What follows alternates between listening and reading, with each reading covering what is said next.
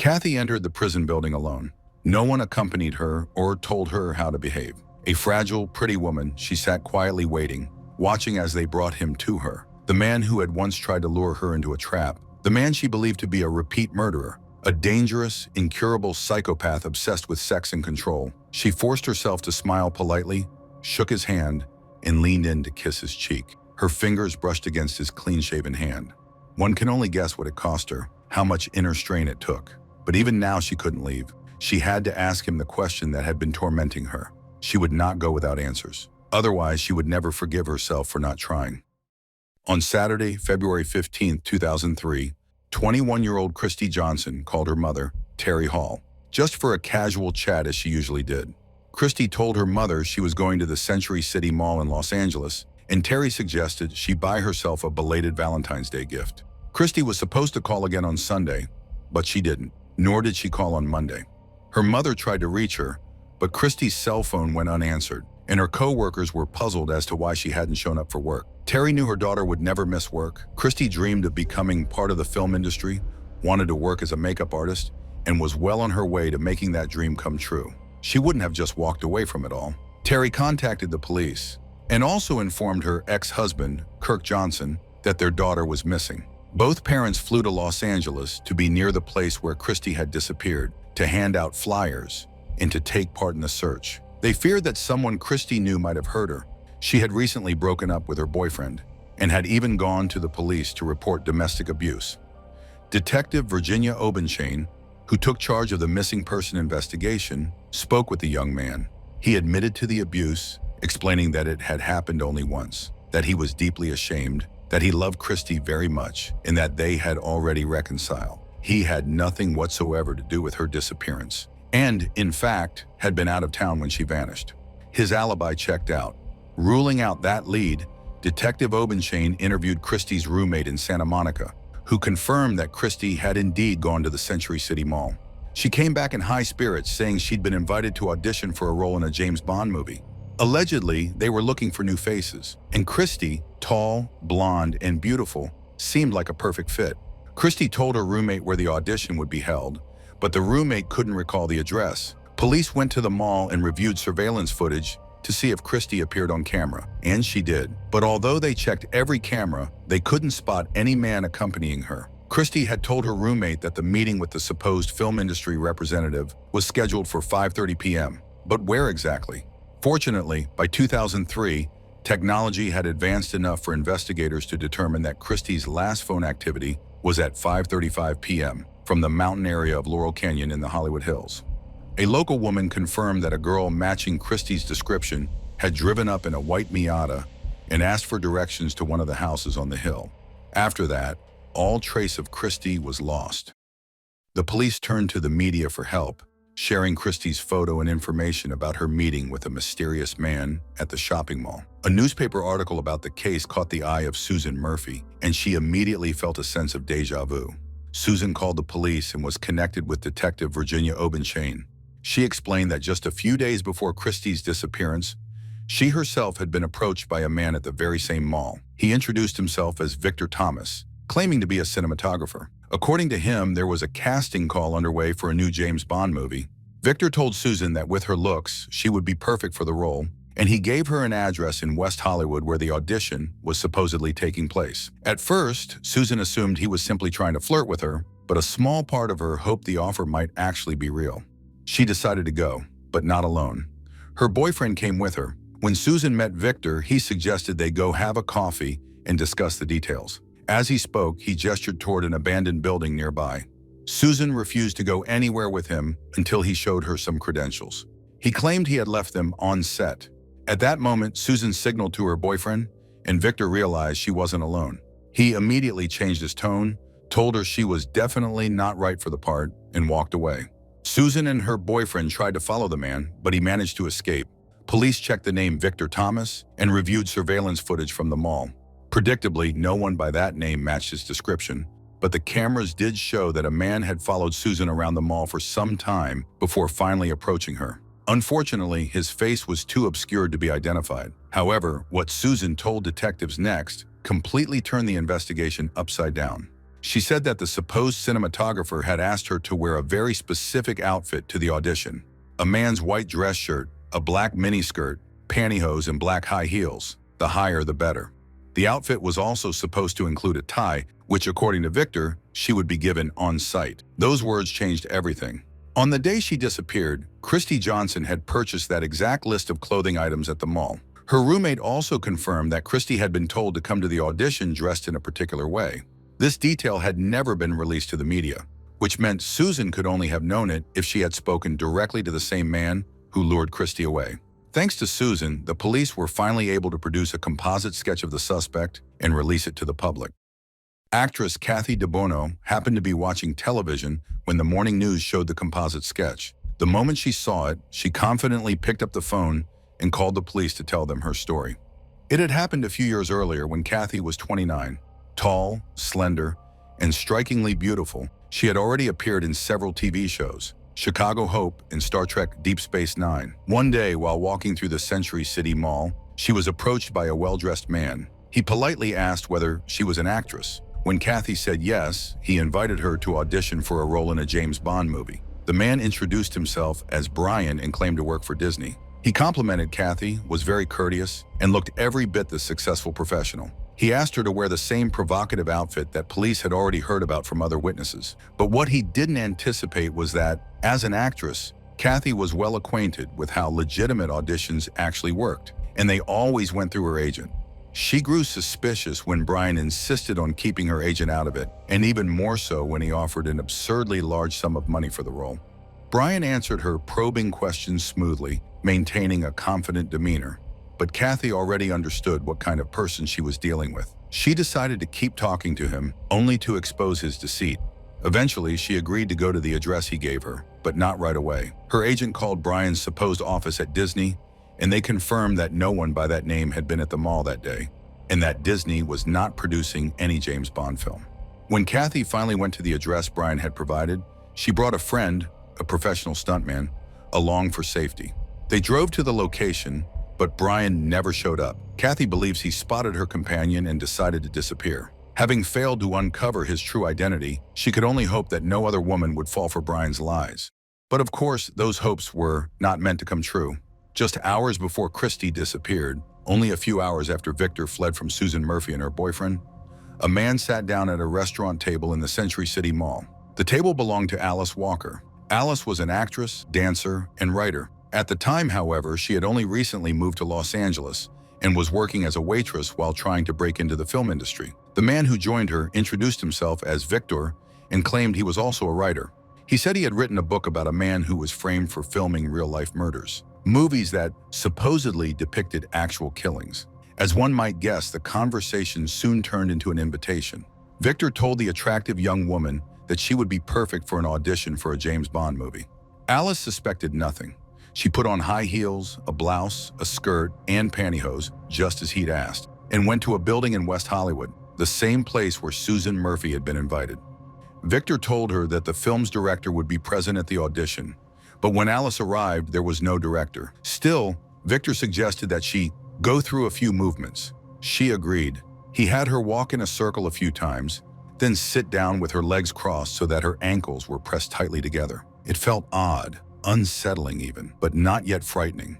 Victor then told her to return another day, when the director would supposedly be there. At their next meeting, there was still no director, and Victor's behavior had become increasingly disturbing. He asked her to try on a tie he had brought with him. Victor placed the tie around Alice's neck, but as he began to tighten it, she slipped her thumb between the fabric and her throat, preventing him from pulling it too tight. That ended their second meeting.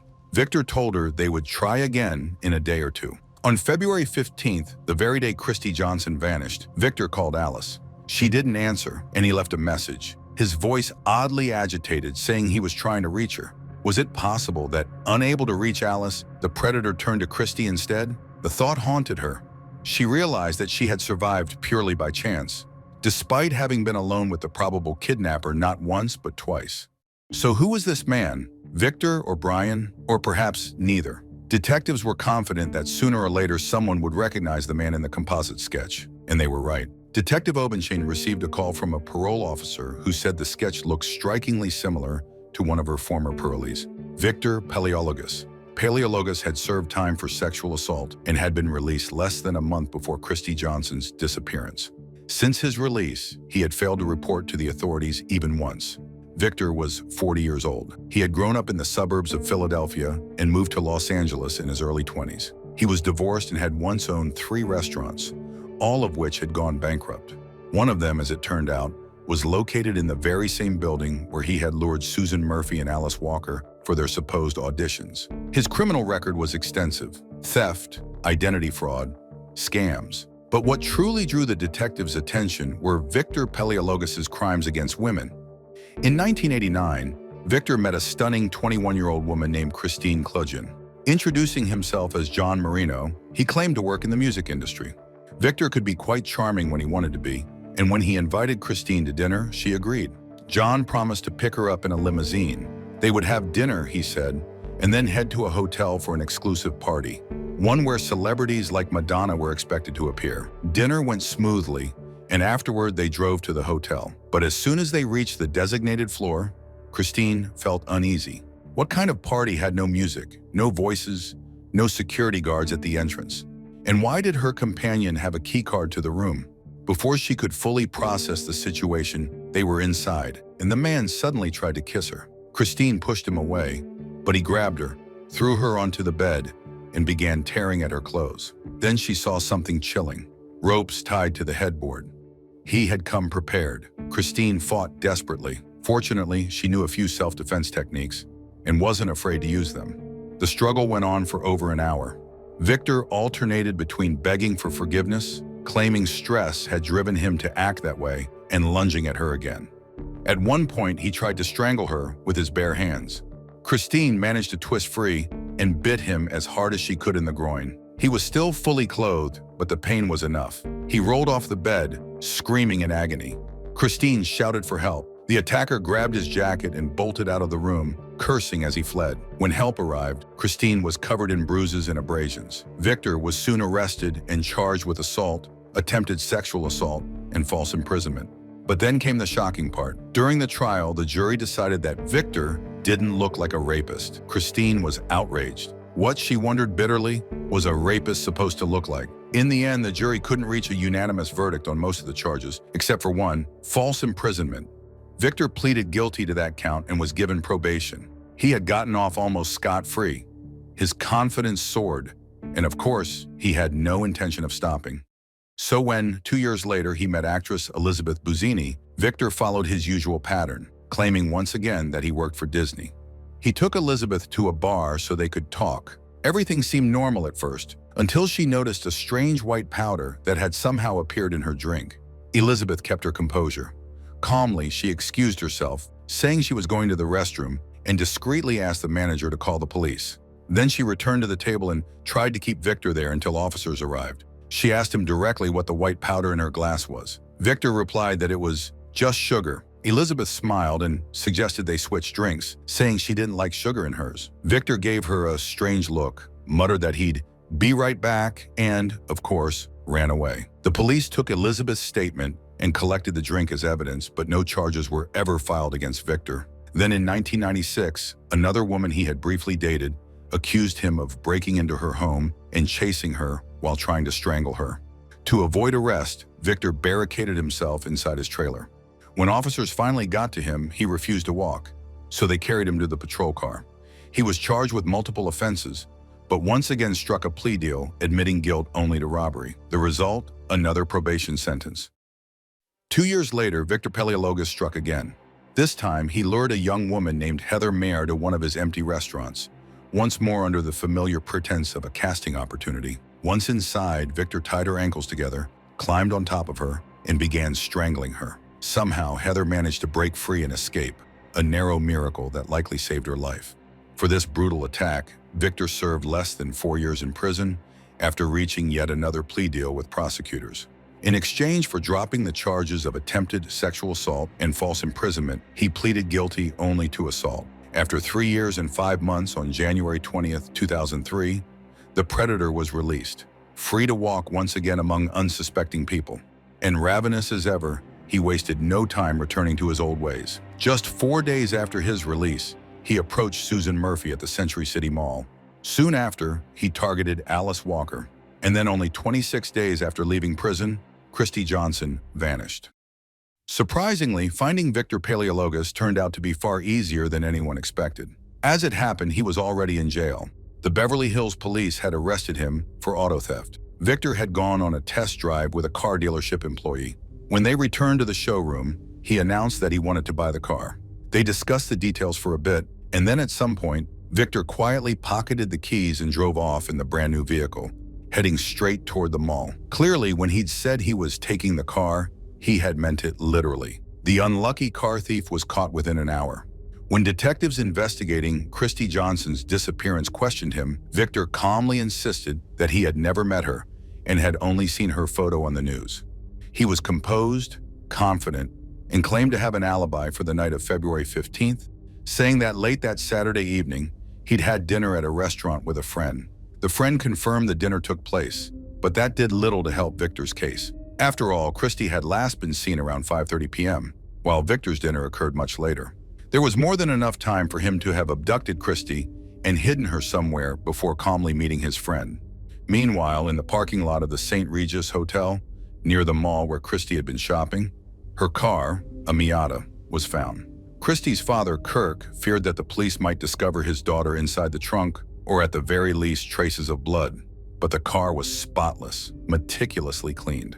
Apart from Christy's own fingerprint on the steering wheel, forensic experts found nothing. Inside the car lay her switched-off cell phone. However, a parking attendant reported seeing a man drive the car there. He had appeared just before dawn on the morning after Christy's disappearance. The man exited the vehicle and walked away. The attendant tried to stop him, insisting that the car needed to be properly parked, but the man ignored him completely. Detective Obenchain organized a lineup for identification, inviting Susan Murphy, her boyfriend, and the parking attendant. Susan and her boyfriend immediately identified Victor Paleologos. The parking attendant, however, could not confirm his identity, though he had seen the man for only a few seconds. In any case, the suspect's arrest set off a chain of critical events. A real estate agent contacted the police after recalling unusual behavior from Victor. The agent had been showing him homes in the Hollywood Hills. On one occasion, Victor asked the agent to step into a neighboring room while he closed the door, shouted, and asked if a scream could be heard. Alarmed, the agent decided to report the incident to the authorities. Detective Obenchain received a list of the houses Victor had visited. Some were near the canyon where Christy had made her last phone call. Police obtained search warrants for all the homes, hoping to find evidence or perhaps Christy herself, but nothing was discovered. The next logical step would likely have been to search the hills surrounding the properties, but they didn't get the chance. After several rainy days, a few local residents went for a hike in the hills and came across a body. Officers descended into the canyon and found 21-year-old Christy Johnson. She was identified by a hibiscus flower tattoo on her back. Christy was still wearing the pantyhose and high heels noted in earlier witness reports. Her hands and feet were still bound. The killer had not bothered to untie her. Police informed her parents, and the medical examiner determined the cause of death: strangulation. Additionally, Christy had a skull fracture, indicating she was still alive when she was thrown down the slope. No signs of sexual assault were found. Victor Paleologos was formally charged with first-degree murder. The trial began 3 years after Christy's death on July 13, 2006. One by one, the women who had unfortunately encountered Victor took the stand.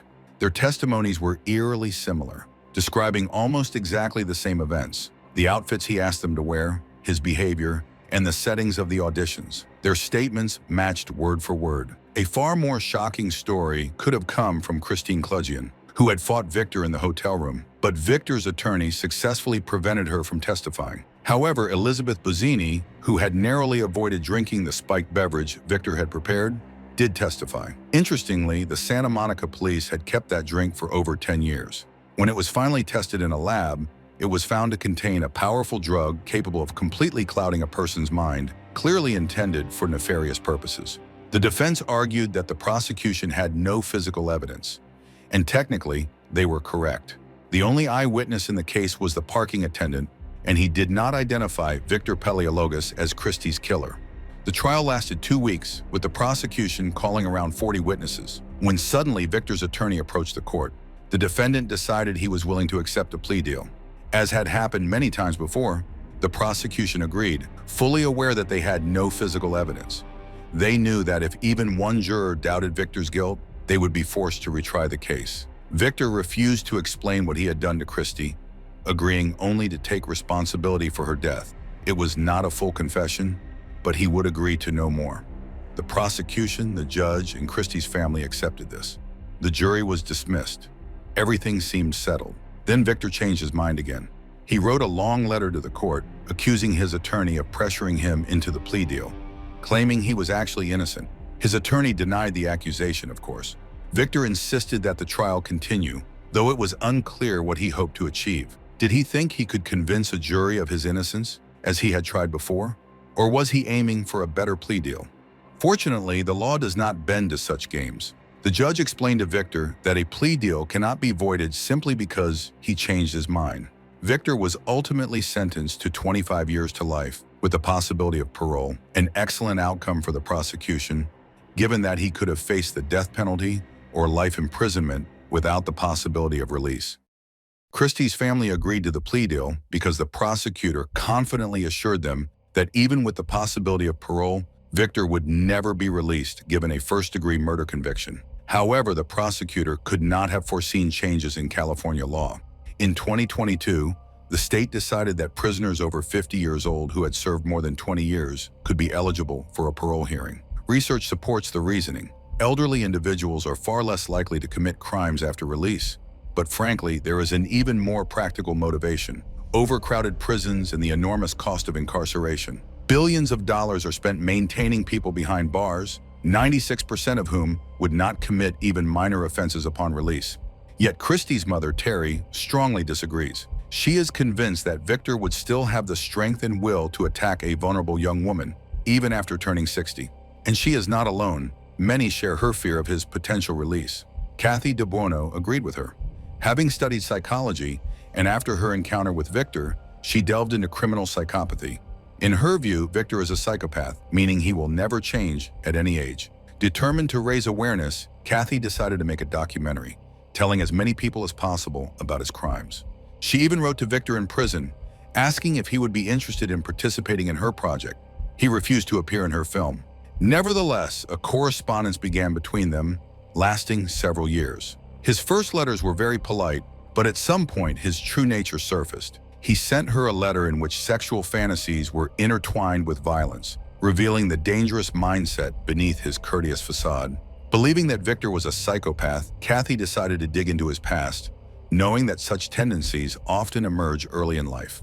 Among unsolved cases, she found one involving an unidentified woman murdered in 2014 in Bensalem, Pennsylvania, while Victor had been attending his brother's wedding there. Kathy became suspicious because when the woman was found, a second set of clothing was nearby: a blouse, stockings, and high heels, eerily similar to the outfits Victor had asked previous victims to wear. Most importantly, the victim had been pregnant. The detective investigating her murder had always suspected the child's father might be involved. Kathy contacted the detective, and together they considered that Victor could be the father. They needed DNA evidence, but California police and prosecutors would not release Victor's DNA based on mere suspicion. So Kathy decided to obtain it herself. She visited Victor in prison, placing a bandage on her finger so she could shake his hand and collect his DNA. But the opportunity turned out even better. Victor had shaved his hands, allowing Kathy to brush her fingers over his hand, pretending to admire the smooth skin. He even kissed her on the cheek upon greeting her. Of course, Kathy couldn't simply leave immediately. She seized the moment to ask Victor about Christy. He asked her to keep his words secret and then recounted his version of events. He met Christy at the mall, lured her to a house in the Hollywood Hills, gave her drugs, engaged in sexual activity, and then proposed erotic asphyxiation, to which she supposedly consented. Kathy feigned belief. Victor continued, claiming he had gone too far. When he was unable to revive Christy, he panicked, wrapped her body in a sleeping bag, rolled it down the slope, and fled. He thought he had convinced Kathy, but she already knew that on the day he dumped Christy's body, he had called the real estate agent again, scouting empty homes and isolated roads in the Hollywood Hills, planning another victim. Another young woman had been lucky to avoid him because he was caught in time. Unfortunately, Victor's DNA did not match the child of the unknown Bensalem victim. Still, Kathy and the detective believe Victor may have killed her or other women whose deaths have not yet been linked to him. Regardless, he admitted to Christy's murder, which strengthens their case to prevent his early release. This is especially urgent because Victor's parole hearing was scheduled for 2023, 5 years earlier than stipulated in his sentence. Neither Christy's family nor other victims were informed. Kathy was shocked upon discovering this, and the women collectively raised public attention. Likely because of this, Victor postponed the hearing. Even so, the hearing will happen too soon. The decision on Victor Paleologos' parole is now set for November 2025. If he is released, there is every reason to believe he will return to his old ways. Given the continued popularity of James Bond films, he would need no new ruse to lure young women to Los Angeles, chasing their dreams of an acting career.